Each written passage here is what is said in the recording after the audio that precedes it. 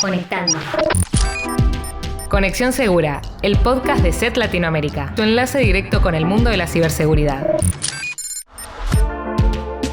Bienvenidas y bienvenidos a Conexión Segura, el podcast de SET Latinoamérica y tu enlace directo con el mundo de la ciberseguridad. Mi nombre es Marina Lamartín, analista de comunicación corporativa de SET, y como siempre me acompaña Juan Arán, editor del portal WeLive Security. Hoy vamos a conversar sobre un tema muy interesante y vamos a tener varios invitados. ¿Nos querés contar sobre este tema, Juan? Hola Marina, bueno, primero que nada muy contento de este nuevo episodio y con las repercusiones que tuvimos con el primero y con muchas ganas de hablar sobre la temática que tenemos para hoy porque tiene mucha actualidad. En esta oportunidad, bueno, vamos a hablar sobre el ransomware.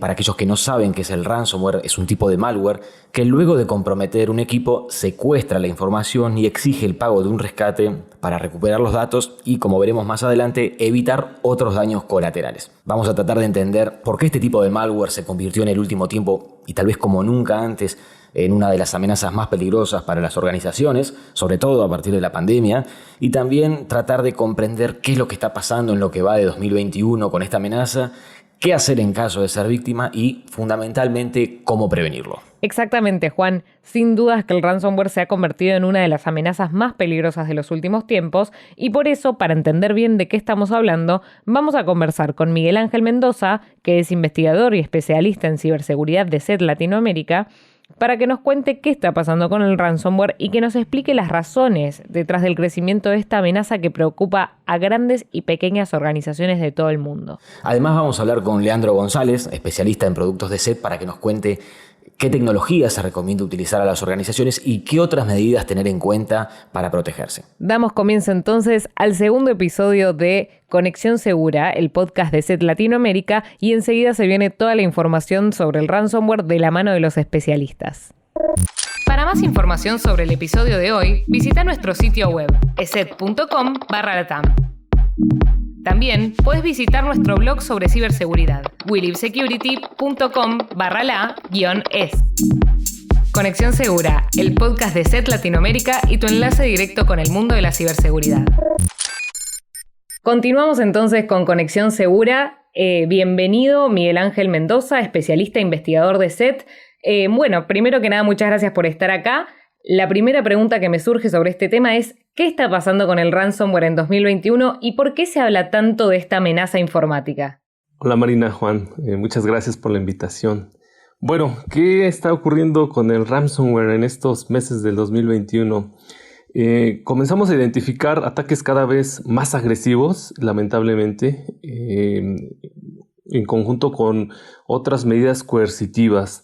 Ya durante 2020 hablábamos de la práctica del doxing aplicada junto al secuestro de la información y ahora en estos meses se agregaron otras prácticas que ejercen presión sobre las víctimas. Tal es el caso de print bombing, en donde incluso los atacantes imprimen en los equipos de las víctimas los mensajes de extorsión, ataques de DOS, de denegación de servicio distribuido para afectar a los sitios web en caso de que las víctimas se nieguen a pagar o incluso llamadas en frío, es decir, que hasta tienen los números telefónicos de los usuarios que han sido afectados. Es decir, ya lo mencionábamos, al tratarse de ataques dirigidos, se tiene mucha información al respecto de aquellas organizaciones que han sido afectadas y pues, lamentablemente llegan hasta este punto en donde los ataques, como ya mencionábamos, cuentan con estas nuevas características, son más agresivas y por lo tanto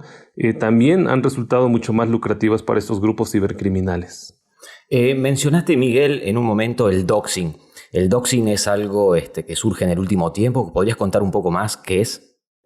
Sí, justamente es una práctica en la cual se exfiltra información, dado que incluso el ransomware como tal ya es una de las etapas finales de los ataques, porque previamente se tuvo que haber comprometido los sistemas o las redes mediante un acceso inicial, movimientos laterales, escalación de privilegios, incluso ya la ejecución del código malicioso es una de las últimas etapas. Y previamente, bueno, dado que se tuvo acceso a la información sensible incluso y a los sistemas y a las redes, estos datos suelen ser exfiltrados. y por eso mencionábamos esta doble extorsión, ¿no? No solamente ya por el secuestro de los archivos, sino incluso con amagar para que la información sensible se haga pública. Entonces, esta práctica, que también se aplica a nivel organizacional, comenzamos a identificarla hacia finales del 2019, se consolidó durante el 2020 y obviamente ya en el 2021 vemos que se aplica constantemente por parte de estos grupos. Me imagino que este debe ser un tema que también genera preocupación, el tema de la exfiltración de la información. Estudiando un poco sobre el tema para este podcast, algo que está siendo más evidente que nunca con los ataques a infraestructuras críticas son las consecuencias que pueden tener el ransomware para la sociedad. Me refiero a que las consecuencias de un ataque van más allá del impacto que puede generar para la empresa en sí. Pienso, por ejemplo, en lo que fue el ataque a la petrolera Colonial Pipeline en Estados Unidos, que el incidente repercutió en el suministro de combustible en gran parte de Estados Unidos, y no solo eso, sino que repercutió en el valor del precio del combustible. ¿Qué nos podés decir sobre esto? Sí, lamentablemente este tipo de ataques, como ya lo veníamos vaticinando desde hace algunos años, estaban cobrando cada vez más relevancia, sobre todo cuando se afectan a infraestructuras críticas. Esto obviamente tiene mayores implicaciones ya no solamente para las organizaciones, sino para la población en general, como bien lo mencionabas. Y recordemos lo que sucedía durante la pandemia, en donde incluso un ataque de ransomware se asoció directamente con la muerte de una persona, dado que este ataque afectó a un hospital y la persona no pudo ser atendida. Entonces vemos que estas consecuencias son cada vez mayores, ya incluso rebasando el tema digital, ¿no? Nos afectan ya directamente, y en este sentido, pues obviamente esta ha sido una de las razones por la cual algunos gobiernos lo han considerado o le han dado la prioridad incluso muy parecida a los ataques terroristas, ¿no? De hecho, en la última reunión que se tuvieron entre los presidentes Biden y Putin, fue un tema que estuvo considerado en la agenda. Entonces, estas consecuencias son cada vez mayores, lamentablemente. Miguel, con todo esto que me estás contando, me surge preguntarte un poco por la historia, ¿no? Porque, ahora estuvimos hablando mucho de la actualidad, que por eso está muy en boga y todo, pero bueno, ¿qué pasaba con el ransomware antes de que se desatara la crisis sanitaria a nivel global? Desde el 2017, después del WannaCry, si nos querés contar un poco sobre esa historia, y sobre todo a partir del 2020, ¿cómo cambió y cómo evolucionó esta amenaza? Sí, lo que se había identificado incluso desde el 2013, cuando reaparecieron estos primeros códigos maliciosos que se comenzaron a enfocarse en el secuestro de la información, veíamos campañas masivas, ¿no? Intentando afectar la mayor cantidad posible de usuarios, con el secuestro de la información, obviamente basada en el cifrado de los archivos, pero los montos no eran tan elevados. Como bien lo mencionabas, 2017, el caso de WannaCry. Y hacia finales de ese año comenzamos ya a ver ataques dirigidos. Entonces empezó a haber una combinación tanto de campañas masivas como campañas dirigidas que se fueron consolidando, dado que resultan mucho más lucrativas para los creadores o para los desarrolladores de estas amenazas informáticas. Y empezaron a aparecer ya casos más puntuales en donde empezábamos a ver estas características incluso de amenazas persistentes avanzadas, donde se hace todo un estudio previo para afectar a la víctima, a la potencial víctima, comprometer su seguridad y finalmente, como decía hace un momento, ejecutar un código malicioso de este estilo. Pero obviamente empezamos a ver una reducción en las campañas masivas. Para tener un dato al respecto, durante el 2020 estas campañas masivas se redujeron en alrededor del 35%, de acuerdo con la telemetría de SET, y los ataques dirigidos fueron al alza, y eso es lo que empezamos a ver incluso en los medios de comunicación, ¿no? Donde constantemente nos enterábamos de aquellas organizaciones que habían sido afectadas, ya sea porque esta información se hacía pública o incluso porque los grupos cibercriminales lo daban a conocer en foros, por ejemplo, incluso de la dark web. En un momento, Miguel, mencionabas que los ataques dirigidos, o sea, lo comparabas con un periodo previo en donde, si no entiendo mal, eran más masivos, o sea, que afectaban a organizaciones, usuarios hogareños, y hablaste también de una mayor sofisticación. ¿Nos podés explicar un poco más esto, qué fue, cómo fue esta transición o qué implica esta sofisticación? Sí, prácticamente lo que estuvo sucediendo es que las organizaciones, obviamente, como bien preguntaba hace un momento Marina, tuvieron, y en general todos cambiamos muchos de nuestros hábitos derivado de la pandemia. Hubo una mayor cantidad de conexiones remotas, y esto obviamente no fue ajeno a los grupos cibercriminales, y en particular a los grupos que utilizan ransomware para afectar o para generar daños. Y obviamente bajo estas condiciones pues empezaron a desarrollarse otras modalidades de ataques. En particular comenzamos a identificar un aumento considerable en la cantidad de ataques de fuerza bruta o de diccionario a servicios remotos como RDP, y esta fue una de las medidas más utilizadas para poder comprometer los accesos de las organizaciones. En cuanto a esta sofisticación, bueno, ya mencionaba algunas otras características, ¿no? Una etapa inicial de reconocimiento, de lograr el acceso a los sistemas, a las redes. Posteriormente comenzar a realizar otras actividades como escalar privilegios, realizar movimientos laterales en los sistemas y finalmente poder comprometer ya la información, que resulta mucho más sensible, ¿no? Después de tener todo este control prácticamente de la infraestructura, pues obviamente considerar cuál podría ser la información mucho más sensible para la organización y afectarla directamente para que se pudiese tener o se pudiese monetizar este ataque, que es uno de los o es el principal objetivo de los grupos cibercriminales: poder obtener una ganancia económica que, como ya lo hemos visto también, durante el 2020 se han solicitado los montos más elevados para pagar los rescates, incluso de millones de dólares. O sea que, perdón, el teletrabajo ha tenido un rol clave en este aumento también del ransomware a partir de lo que fue la pandemia, ¿verdad? Bueno, no es un tema ajeno, por supuesto, todo lo ocurrido durante la pandemia y con las nuevas condiciones de trabajo. Pero obviamente el ransomware ha operado ya desde hace muchos años, ¿no? Lo que ocurrió en realidad con el teletrabajo es que más servicios de las empresas se tuvieron que publicar o hacer de manera pública o generar nuevos accesos remotos para los colaboradores, y esto lamentablemente ha servido como otra manera u otra fuente en la cual los atacantes pueden utilizar para llevar a cabo este tipo de ataques dirigidos, ¿no? ¿Qué es lo que ha ocurrido? Bueno, que obviamente más servicios están disponibles, se abre un abanico de posibilidades y obviamente hay una mayor exposición de las organizaciones, y esto por supuesto que ha sido aprovechado por los cibercriminales. De hecho, bueno, desde que inició la pandemia, ESET detectó alrededor de 56,000 millones de intentos de ataques de fuerza bruta, intentando obviamente obtener credenciales de acceso a servicios como RDP.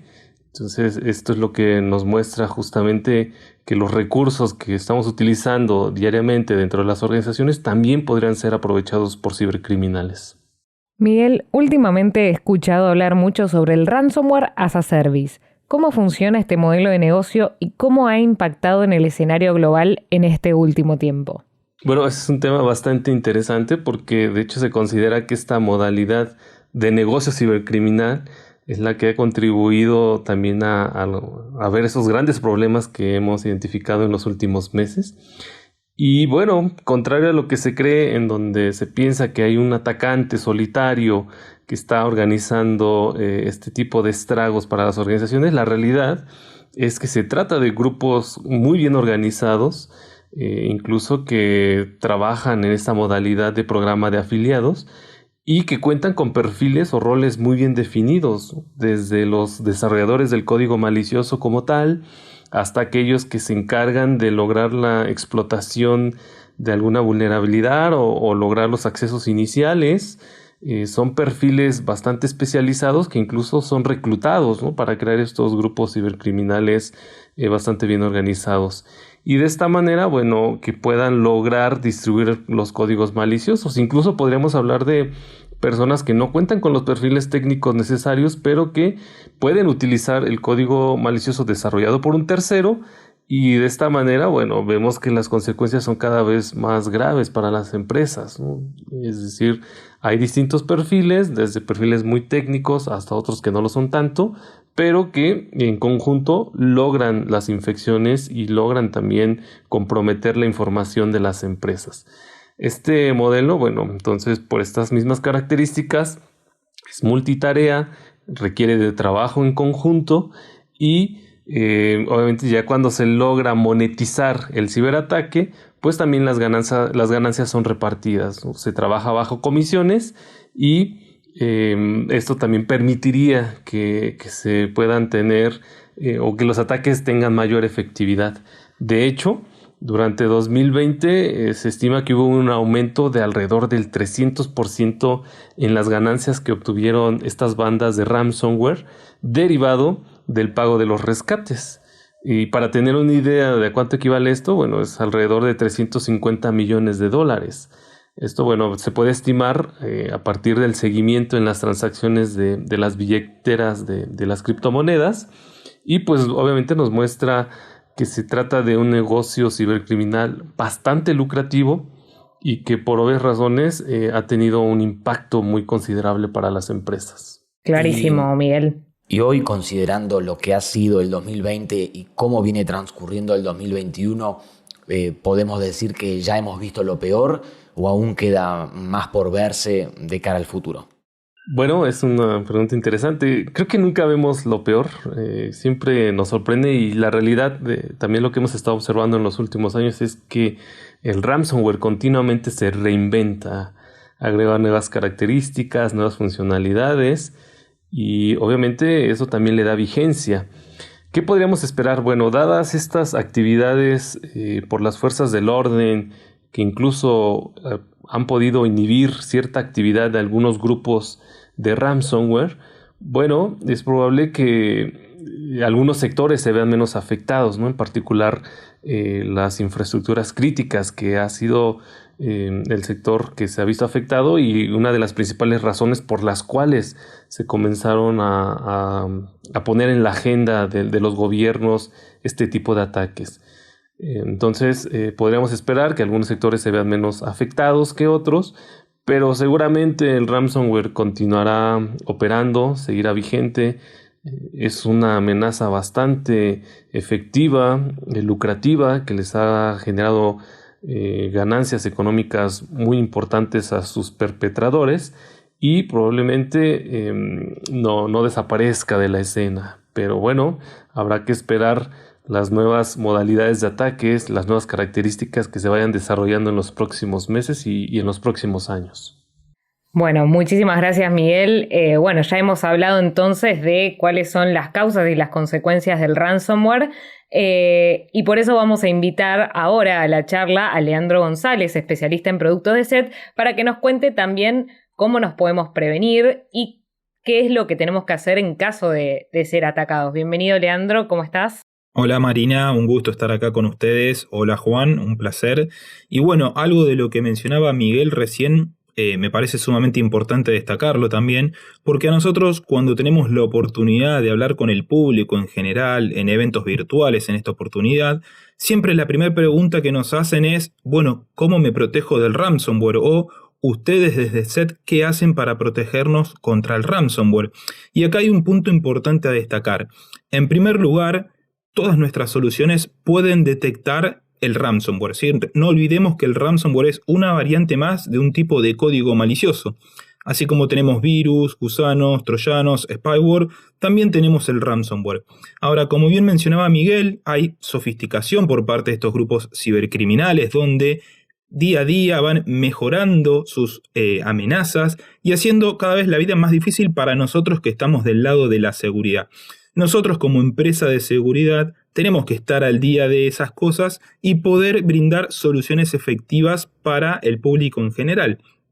Por eso me parece importante destacar esto que mencionaba Miguel de los ataques remotos, principalmente al protocolo RDP, cómo han crecido, y eso nos permitió a nosotros poder identificar un patrón de comportamiento estándar de estos grupos cibercriminales y desarrollar una tecnología específica para evitar este tipo de ataques. Sí, como bien mencionaba Miguel, este es el primer punto tal vez, o el punto inicial para un ataque de ransomware dirigido, y nosotros podemos bloquear ese primer intento de ataque, evitando que en una segunda etapa pueda llegar un ransomware a la organización. Y en el caso de que llegue alguna variante de ransomware a la organización, ahí tenemos otro tipo de tecnologías que intervienen en juego, desde un módulo específico para detectar comportamiento asociado a variantes de ransomware. También obviamente tenemos tecnología de machine learning e inteligencia artificial para detectar este tipo de comportamientos sospechosos, pero con una buena base de una solución de seguridad hoy es suficiente para, en una primera etapa, poder bloquear o detener algún tipo de ataque de algún ransomware de los que estamos viendo. Muy interesante lo que nos estás contando, Leandro. Es importante esto de que simplemente teniendo una solución de seguridad, ya con eso se está previniendo un montón y que no es necesario, quizás las empresas piensan que necesitan un montón de inversión o hacer un montón de cosas para prevenir o bueno, para solucionar esta amenaza y no es así. Totalmente. Eso es así, digo, una buena base es una solución de seguridad, como decíamos. Obviamente después tenemos que buscar una solución que sea confiable, que sea reconocida en el mercado, pero también acá me gustaría destacar que no es solamente implementemos en este caso una solución de seguridad y listo. Digo, lamentablemente no es así. Después tenemos que entrar en una cuestión de mantener esa solución actualizada, de gestionarlo de manera correcta. Digo, hemos visto ataques de grupos cibercriminales que operan con ransomware, donde lo que hacen es, como mencionábamos, ¿no?, acceder por estos escritorios remotos o estas conexiones remotas, desactivar una solución de seguridad y luego implementar el ransomware para que cifre la información. Y eso va más allá de la solución que tenemos implementada, sino que va más de un lado de la gestión, ¿no?, de gestionarlo de manera correcta. Entonces, me parece que es importante no solamente destacar una solución de seguridad en los equipos a proteger, sino también gestionar esa solución de manera correcta, ¿no? Después, obviamente, tenemos un montón de tecnologías adicionales que sí pueden servir, obviamente, pero que también tenemos que tener en consideración el tipo de industria en la cual trabajamos, el tamaño de nuestra organización y ver realmente si conviene implementarla o no, ¿no? Digo, hay un montón de soluciones en el mercado, pero no todas se adecúan a las necesidades de todo tamaño de empresa. A partir de estos cambios que hemos visto en el ransomware, sobre todo en 2020, y el crecimiento de estos programas de afiliados que permiten la participación de más criminales que básicamente buscan sacar provecho económico de este esquema, me imagino que se ha diversificado la forma de propagación del ransomware y que dejó de ser simplemente un correo de phishing el mecanismo de infección principal, ¿no? O sea, esta diversificación supongo que ha complejizado el panorama del ransomware también para las organizaciones. ¿Esto es así? Totalmente. Es importante destacar que en los últimos, tal vez 5 años, tal vez Miguel pueda brindar un poco más de luz sobre las fechas exactas, ¿no? Pero digo, es cierto esto que mencionás. Por ahí uno cree que el ransomware solamente se propaga por correo electrónico y depende de que un usuario haga doble clic, y eso ha cambiado en el último tiempo, ¿no? Recién mencionaba Miguel que tal vez el ransomware es una de las últimas etapas de un ataque. ¿Por qué? Porque primero pudo haber un acceso remoto, pudo haber una explotación de alguna vulnerabilidad, pudo también haber obviamente un correo electrónico, y algo de lo que hemos visto, que es un término que hace tiempo empezamos a utilizar, es el de ransomware, ¿sí?, que es una mezcla entre ransomware y gusano. ¿Y por qué hablamos de esto? Bueno, porque lo que veíamos antes era que sí o sí requeríamos de que un usuario ejecute un archivo malicioso o un ransomware en este caso para infectar a la organización o infectar un equipo. Y si mal no recuerdo, creo que con WannaCry, que fue uno de los primeros ransomwares que implementó este tipo de mecanismo de manera masiva, era que una vez que infectaba un equipo, tenía la capacidad de encontrar otros equipos dentro de la red y propagarse, es decir, desplazarse hacia otros equipos y empezar a cifrar información sin la necesidad de que otro usuario tuviese que hacer clic en ningún tipo de ejecutable, ¿sí? Entonces, fíjense cómo esto de manera masiva y con una técnica hasta ese momento novedosa permitía que a través de comprometer solamente a un usuario se podía comprometer toda una red corporativa en muy poco tiempo. Perfecto. Leandro, yo te hago otra pregunta. ¿Qué soluciones no tecnológicas existen para protegerse del ransomware y, de otras amenazas? Bueno, es una buena pregunta también, Marina, porque como decíamos, ¿no? Hay una serie de cuestiones a tener en cuenta, ¿no? Mencionábamos la parte tecnológica, también hablábamos de la parte de la gestión de esa tecnología que me parece sumamente importante, pero también hay un punto no menor que tiene que ver con la educación de los usuarios, ¿sí? La concientización de los colaboradores de una organización. Y acá no hablamos de que sean expertos en ciberseguridad o en tecnología, pero sí que tengan ciertos conocimientos básicos y, por ejemplo, puedan identificar un correo falso de una persona que ellos no conocen o que puedan detectar algún potencial riesgo por hacer algún tipo de acción dentro de los equipos, no sé, navegar por algún sitio web, descargar algún tipo de software que no es legítimo, todas cuestiones que hacen a la seguridad, ¿sí? Entonces, tal vez para resumir, y me parece que este es un buen punto para toda la audiencia, tenemos que apoyarnos en la parte tecnológica, que ya mencionamos bastante, la parte de la gestión, es decir, gestionar esas tecnologías de manera correcta, y un punto muy importante sigue siendo la educación de los usuarios, de los colaboradores, para que sepan identificar estos potenciales riesgos y de esa manera, interactuando entre estos tres pilares, vamos a elevar muchísimo el nivel de seguridad dentro de una organización.